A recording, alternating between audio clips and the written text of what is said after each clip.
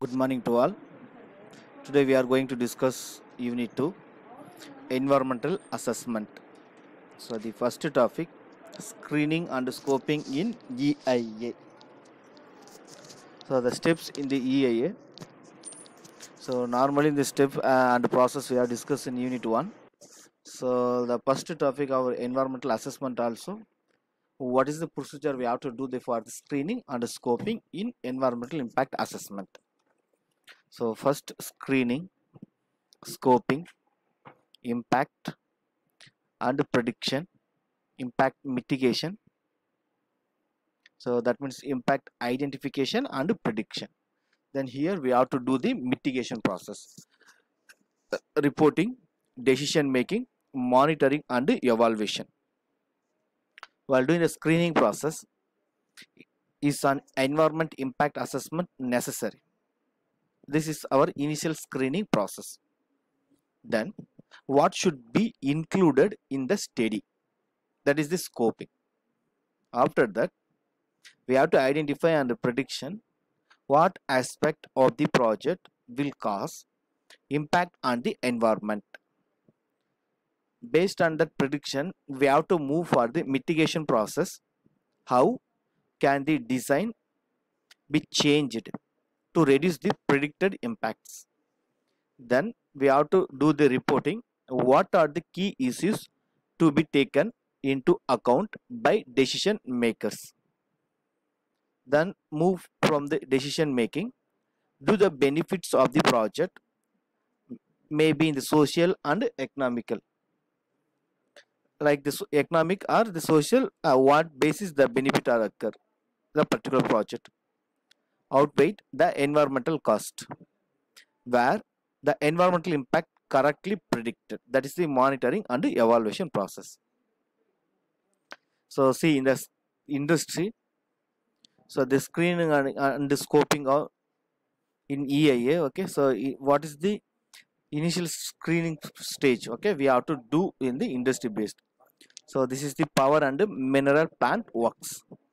So airport and housing projects. These are the some of the projects. Okay. So dams and water treatment, agriculture and forestry. So developing the screening criteria. What generic criteria should be used to decide whether or not an EIA is required for a development project? So we can take the criteria 2 minutes. We can do the work based on the EIA criteria. The Annexure 3 should add the environment clearance. Okay, so the last topic we are deal in our unit 1 no. So the environment clearance 97/11 suggest three main criteria is to provide guidance on whether the project requires an EIA: the characteristic of the project, the location of the project, and characteristic of the potential impacts.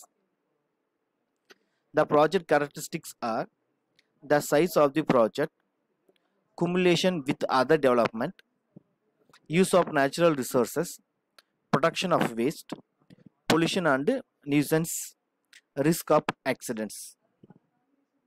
So the project location, exiting land use, relative abundance, quality and regenerative capacity of natural resources in the area, whereas absorption capacity of natural environment, wetland, coastal zone, mountain and forest areas, natural reserves, park and special protection areas, areas where quality standards already exist, densely populated area, landscape of significance.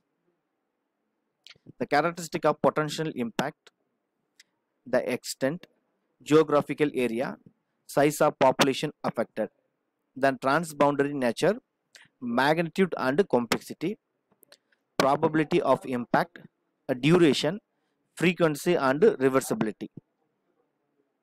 The project requiring EIA under Directive 97/11 for some of the example based on Annexure 1 is a mandatory from EIA. The crude oil refineries, thermal power station like up to 300 megawatts, nuclear installation, airport is greater than 2.1 kilometer runway, then interbasin transfer greater than 100 mmq for years, waste water treatment more than 1,50,000 people, then dam more than 10 mmq. Whereas coming from Annex 2, it is a discretionary agriculture, silviculture and aquaculture, extractive industry, energy, mineral and chemical industry, infrastructure, tourism and leases.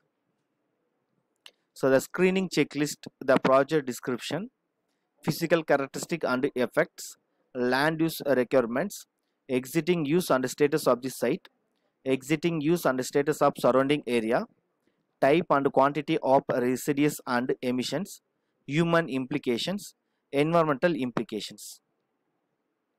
Whereas the variation in project life cycle, so the close down operation, construction, conflict resolution planning based on the nuclear power plant station, afforestation scheme, holidays villages, gravel extraction or maybe in landfill. So this is the based on the duration how it will be represented. So see the dimension in the environment, the physical environment as well as socio-economic environment in local level, regional level, national and global level we have to improve. Okay, so in 2010 to 2020, so this is now. So the environmental description, the human beings population, changes in population, health and safety, diseases incidents, well-being and quality of life. Whereas fauna and flora, ecology, terrestrial ecology, freshwater ecology, coastal ecology. The environmental description 2, soil, based on the soil and geology, from water, freshwater ecology, coastal ecology, coming from air and climate, harder and then dust. Environmental description 3, material assessed, the architectural, archaeological and cultural heritage, archaeological and other material, cultural assessed, and a landscape, interaction between the above. Two words to remember in EIA. One is comprehensiveness, that means all potentially significant impact. Whereas second one is the focus, that means only potentially significant impacts. The environmental impact statement to conform to Environment Clearance 97/11, the statement should include a description of project characteristics, main alternatives, baseline environment, significant impact on environment, methods to prevent, reduce or offset impact. Whereas the statement should also contain a non-technical summary and indication of difficulties encountered in compiling statement. These are the reference materials. Thank you.